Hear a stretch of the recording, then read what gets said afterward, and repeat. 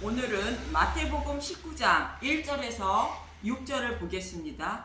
교회의 이혼에 대하여 일부.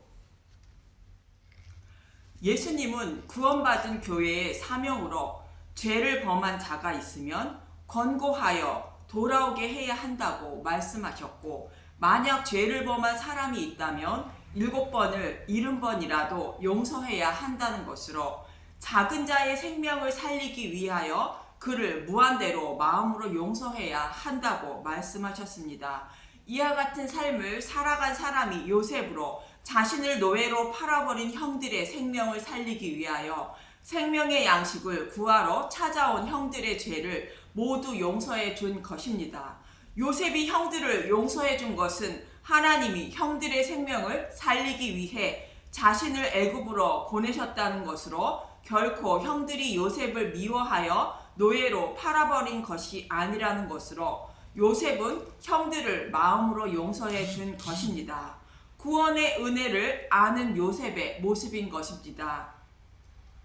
이 말씀을 하시고 예수님은 십자가에 달리시기 위하여 예루살렘을 향하여 한 걸음 한 걸음 발걸음을 옮기기 시작합니다. 그러면서 예수님은 구원받은 하나님의 백성인 교회는 신랑을 떠나지 않아야 한다는 말씀으로 이혼하지 말라 말씀하고 있는 것입니다. 본문의 말씀은 부부간의 이혼에 대하여 말씀하시는 것이 아니라 하나님의 백성인 신부와 신랑인 예수님과의 부부 관계에 대하여 말씀하시는 것으로, 예수님의 신부인 교회는 신랑인 예수님을 떠나지 말아야 한다고 말씀하고 있는 것입니다. 예수님의 신부인 구약 교회는 자신을 구원할 유월절 양이며 신랑이신 예수님을 버리고 스스로 떠났던 것입니다. 이사야 50장 1절에서 2절을 보겠습니다. 이사야 50장 1절. 나 여호와가 이같이 말하노라. 내가 너희의 어미를 내보낸 이혼 증서가 어디 있느냐? 내가 어느 체주에게 너희를 팔았느냐? 보라, 너희는 너희 죄악으로 말미암아 팔렸고 너희의 어미는 너희의 배역함으로 말미암아 내보냄을 받았느니라. 이스라엘 백성이 바벨론 포로에 끌려간 이유를 말씀하시는 것으로, 하나님은 이스라엘 백성에게 이혼 증서를 써주지 않았다는 말씀이며, 그들 스스로 다른 남자를 좋아하고 그 남자를 따라가길 원하여 보내주었다는 것입니다. 이사야 50장 2절. 내가 왔어도 사람이 없었으며 내가 불러도 대답하는 자가 없었음은 어찌 됨이냐? 내 손이 어찌 짧아 구속하지 못하겠느냐? 내게 어찌 건질 능력이 없겠느냐? 보라, 내가 꾸짖어 바다를 마르게 하며 강들을 사막이 되게 하며 물이 없어졌으므로 그 물고기들이 악취를 내며 갈아여 죽으니라. 신랑이 집에 돌아와도 신부가 없고 불러도 대답이 없다는 것으로, 다른 남자에 푹 빠져 집에 신랑인 예수님께 돌아오지도 않았다는 것입니다. 이 말씀은 선지자를 보내어 아무리 돌아오라고 하여도 돌아오지 않았던 이스라엘 백성들을 말합니다. 그래서 하나님의 신부인 신약 교회는 구약 교회를 교훈 삼아 신랑을 떠나지 말아야 한다고 예수님은 가르쳐주고 있는 내용입니다. 본문 1절에서 2절을 보면 마태복음 19장 1절. 이혼에 대하여 가르치다. 예수께서 이 말씀을 마치시고 갈릴리를 떠나 요단강 건너 유대 지경에 이르시니 큰 무리가 따르거늘 예수께서 거기서 그들의 병을 고치시더라. 백성들에게 복음을 전파하심으로 큰 무리가 예수님을 따르고 있는 것입니다. 그런데 예수님이 따르는 무리의 병을 고쳐주셨다는 것은 영적인 병에 걸려 구원받지 못하는 자신의 백성에게 복음을 전파하셔서 영적인 병을 고쳐주셨다는 의미입니다. 그래서 많은 무리가 예수님을 따르고 있는 것인데, 이 모습을 보고 있던 바리새인들이 예수님의 흠을 잡으려고 하고 있는 것입니다. 이어지는 본문 3절에서 6절을 보면 마태복음 19장 3절. 바리새인들이 예수께 나와 그를 시험하여 이르되 사람이 어떤 이유가 있으면 그 아내를 버리는 것이 옳으니까. 바리새인들은 율법에 기록된 이혼에 대한 말씀을 잘 알고 있는 자들로, 기록된 말씀대로 아내에게 조금의 흠만 있어도 이혼하는 자들일 것입니다. 이 말씀을 기록하고 있는 신명기 24장 1절을 보면 신명기 24장 1절 이혼과 재혼 사람이 아내를 맞이하여 데려온 후에 그에게 수치되는 일이 있음을 발견하고 그를 기뻐하지 아니하면 이혼 증서를 써서 그의 손에 주고 그를 자기 집에서 내보낼 것이요. 문자 그대로 보면 아내가 조금만 잘못이 있으면 이혼해도 좋다는 말씀인데 그렇지 않습니다. 자세한 것은 다음 시간에 말씀드리겠습니다. 이 말씀을 곡해한 자들의 말을 듣고 있던 예수님은 4절에서 6절에 이렇게 말씀하십니다. 마태복음 19장 4절 예수께서 대답하여 이르시되 사람을 지으신 이가 본래 그들을 남자와 여자로 지으시고 마태복음 19장 5절 말씀하시기를 그러므로 사람이 그 부모를 떠나서 아내에게 합하여 그들이 한 몸이 될지니라 하신 것을 읽지 못하였느냐. 마태복음 19장 6절 그런즉 이제 둘이 아니요 한 몸이니 그러므로 하나님이 짝지어 주신 것을 사람이 나누지 못할지니라 하시니. 바리새인들은 율법에 기록된 말씀이 육적인 이혼에 대한 것으로 알고 묻고 있지만 예수님은 율법에 기록된 말씀은 그 뜻이 아니다라는 의미로 영적인 결혼과 이혼에 대하여 말씀하고 있다고 말씀하시는 것입니다.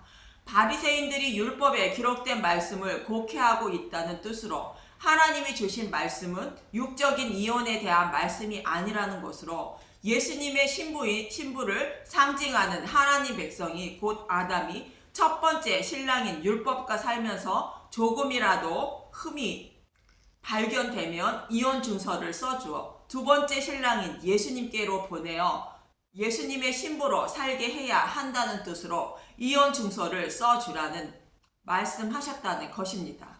그럼 예수님이 본문에서 인용하고 있는 창세기 2장 16절에서 25절을 보겠습니다. 창세기 2장 16절 여호와 하나님이 그 사람에게 명하여 이르시되 동산 각종 나무의 열매는 내가 임의로 먹되 창세기 2장 17절 선악을 알게 하는 나무의 열매는 먹지 말라 내가 먹는 날에는 반드시 죽으리라 하시니라.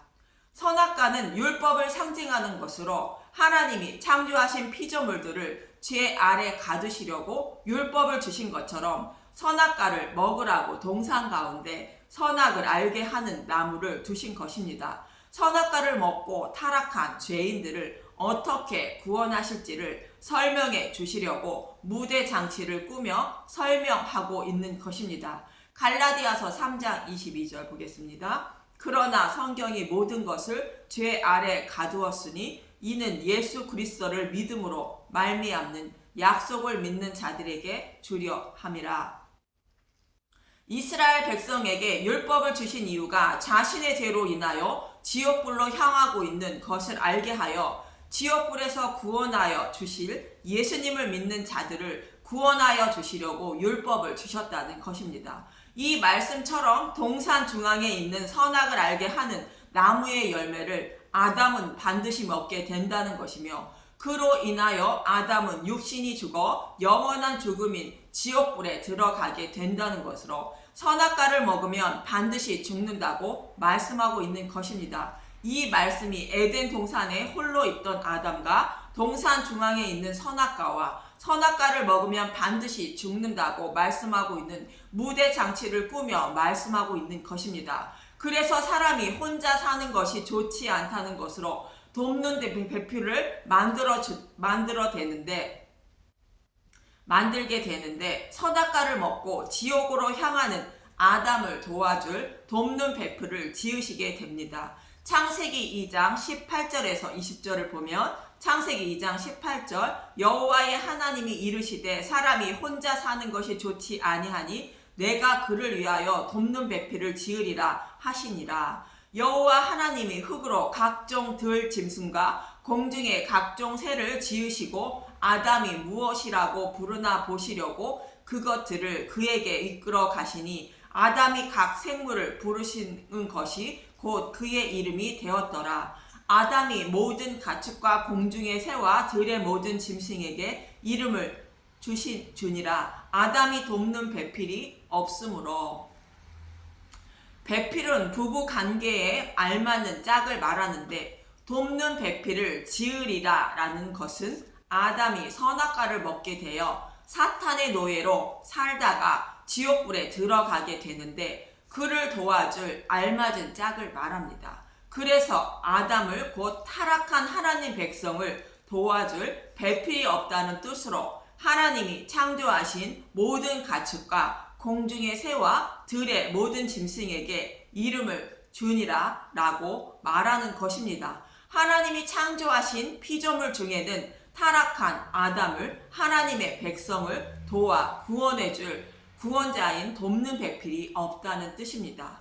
그래서 신명기 4장 15절에서 19절에 어떤 우상도 만들지 말라고 섬기지 말고 말씀하고 있는 것입니다. 신명기 4장 15절 우상을 만들어 섬기지 말라. 여호와께서 호렙산 불길 중에서 너희에게 말씀하시던 날에 너희가 어떤 형상도 보지 못하였은즉 너희는 깊이 삼가라. 신명기 4장 16절 그리하여 스스로 부패하여 자기를 위해 어떤 형상대로든지 우상을 새겨 만들지 말라. 남자의 형상이든지 여자의 형상이든지. 신명기 4장 17절 땅 위에 있는 어떤 짐승의 형상이든지 하늘을 나는 날개 가진 어떤 새의 형상이든지. 신명기 4장 18절 땅 위에 기는 어떤 곤충의 형상이든지 땅 아래 물속에 있는 어떤 어족의 형상이든지 만들지 말라. 신명기 4장 19절 또 그리하여 내가 하늘을 향하여 눈을 들어 해와 달과 별들 하늘 위의 모든 천체 곧 너희의 하나님 여호와께서 천하 만민을 위하여 배정하신 것을 보고 미혹하여 그것에 경배하며 섬기지 말라. 타락한 백성의 구원자는 창조된 피조물 중에는 아무도 없다는 뜻이며 우리를 구원하실 분은 오직 한 분뿐이라는 것으로 우상을 섬기지 말라 말씀하시는 것입니다. 우리를 도와 구원하실 분이 누구이며 구원의 방법은 무엇인지 모형과 그림자로 창세기 2장에서 설명하고 있는 것으로 다른 방법으로는 구원받을 방법이 전혀 없다는 것입니다. 이 방법 외에 다른 방법으로 구원을 받는다고 하는 것은 모두 다른 복음임을 말하고 있는 것이며 거짓 선지자임을 알 수 있는 것입니다. 그럼 하나님이 타락한 백성을 도와 어떻게 구원하실 것인지 설명하고 있는 창세기 2장 21절부터 봅니다. 창세기 2장 21절 여호와 하나님이 아담을 깊이 잠들게 하시니 잠들매 그가 그 갈빗대 하나를 취하고 살로 대신 채우시고. 20절까지의 아담은 흙으로 만든 피조물이 선악과를 곧 율법을 먹고 타락한 하나님 백성을 상징한다면 21절부터는 아담은 타락한 하나님 백성을 도와줄 배필인 육신의 몸을 입고 오신 예수님을 상징합니다. 그 근거로 로마서 5장 12절부터 14절을 보면 로마서 5장 12절 아담과 그리스도 그러므로 한 사람으로 말미암아 죄가 세상에 들어오고 죄로 말미암아 사망이 들어왔나니 이와 같이 모든 사람이 죄를 지었으므로 사망이 모든 사람에게 이르렀느니라. 로마서 5장 13절 죄가 율법 있기 전에도 세상에 있었으나 율법이 없었을 때에는 죄를 죄로 여기지 아니하였느니라. 인류의 조상 아담은 결국 동산 중앙에 있는 선악과를 먹게 되고 아담 한 사람이 죄를 범하여 모든 사람이 사망에 이르게 되었지만 사람들은 죄를 죄로 여기지 않고 살았다는 것으로 지옥에 들어가는 것을 알지 못하고 살았다는 것입니다. 그래서 하나님은 그 사실을 알게 하시기 위하여 이스라엘 곧 영적 하나님 백성에게 율법을 주셨다는 것입니다. 로마서 5장 14절 그러나 아담으로부터 모세까지 아담의 범죄와 갖춘 죄를 짓지 아니한 자들까지도 사망이 왕노릇하였으니 아담은 오실 자의 모형이라. 아담은 오실 자의 모형이라 말하는 것으로 타락한 자신의 백성을 어떻게 구원하실 것인지 알려주고 있는 것이 돕는 배필을 만들어 주는 모습이라 말하는 것으로 아담의 갈빗대로 여자를 만들어 부부가 되어 벌거벗었지만 부끄럽지 않았다는 말씀처럼 죄인들을 구원하여 부부가 되어주실 예수님의 모습을 모형과 그림자로 말씀하고 있었다는 것으로 사도 바울은 아담은 오실자의 모형이라 말하고 있는 것입니다. 이렇게 20절까지의 아담은 죄인들의 대표여 21절부터는 아담은 오실자의 모형으로 예수님의 예표하고 있다는 것을 알 수 있는 것이며 갈빗대로 만든 여자는 선악과를 먹고 타락한 아담이 죄를 모두 사함받고 예수님의 신부가 된 교회를 말합니다. 그래서 여호와 하나님이 아담을 깊이 잠들게 했다는 것은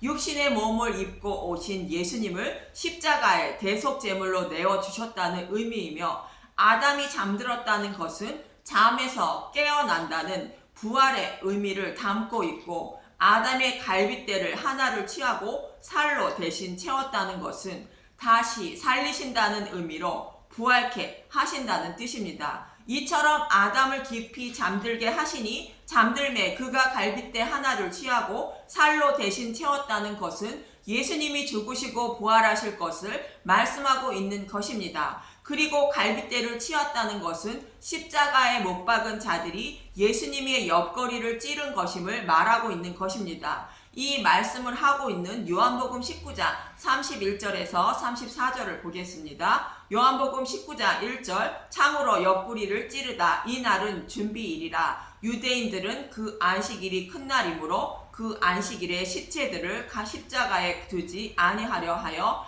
빌라도에게 그들의 다리를 꺾어 시체를 치워달라 하니 안식일이 큰 날이라는 것은 유월절을 말하는 것으로 안식일인 무교절이 오기 전에 시체를 치워달라는 것입니다. 요한복음 19장 32절 군인들이 가서 예수와 함께 못 박힌 첫째 사람과 또 그 다른 사람의 다리를 꺾고 예수께 이르러서는 이미 죽으신 것을 보고 다리를 꺾지 아니하고 그중 한 군인이 창으로 옆구리를 찌르니 곧 피와 물이 나오더라. 좌우에 달린 살아있는 강도들의 다리를 꺾어 일찍 죽게 만들었는데 예수님이 이미 죽으신 것을 본 군인은 죽음을 확인하기 위하여 창으로 옆구리를 찌른 것입니다. 이 모습이 깊이 잠든 아담의 갈빗대를 하나님이 취하는 모습과 같은 장면으로 창으로 찌른 예수님의 옆구리에서 피와 물이 나온 것입니다. 그래서 아담의 갈빗대는 예수님의 피와 물을 상징합니다. 그럼 하나님은 아담에게서 취한 갈빗대로 무엇을 만드는 것일까? 이어지는 말씀인 창세기 2장 22절을 봅니다. 여호와 하나님이 아담에게서 취하신 그 갈빗대로 여자를 만드시고 그를 아담에게로 이끌어 오시니 아담에게서 취한 갈빗대로 여자를 만들었다는 것이며 아담과 그 여자가 부부관계가 되었다는 것입니다. 그럼 아담의 갈빗대로 여자를 만들었다면 예수님의 옆구리에서 나온 물과 피로 무엇을 만드는 것인가? 피는 하이마라는 헬라어로 포도주 속죄의 피의 의미로는 대속제물로 죽으신 예수님을 상징하시는 것이며 물은 휘도르라는 헬라어로 하늘에서 소나기처럼 내려주는 은혜의 물을 곧 비를 말하는 것으로 우리의 더러운 죄를 깨끗하게 씻어줄 맑은 물을 하늘에서 내려주신다는 뜻으로 생수인 복음의 말씀을 말합니다. 그래서 물과 피는 예수님이 십자가에서 대속의 제물로 죽으시고 부활하심으로 우리의 더러움을 씻어줄 생명을 양식으로 남겨주신 복음의 말씀을 말하는 것으로 생명의 양식인 복음의 말씀으로 예수님의 신부인 교회를 더러움을 씻어주시고 예수님이 자신의 신부로 삼아주신다는 말씀입니다. 이렇게 해서 아담과 여자가 부부가 된 것처럼 예수님과 교회가 한 몸을 이룬 부부가 된다고 말씀하고 있는 것입니다. 창세기 2장 23절에서 25절을 보면 창세기 2장 23절 아담이 이르되 이는 내 뼈 중에 뼈요 내 살 중에 살이라 이것을 남자에게서 취하였은즉 여자라 부르리라 하니라. 이러므로 남자가 부모를 떠나 그의 아내와 합하여 둘이 한 몸을 이룰지니라. 아담과 그의 아내 두 사람이 벌거벗었으나 부끄러워하지 아니하니라.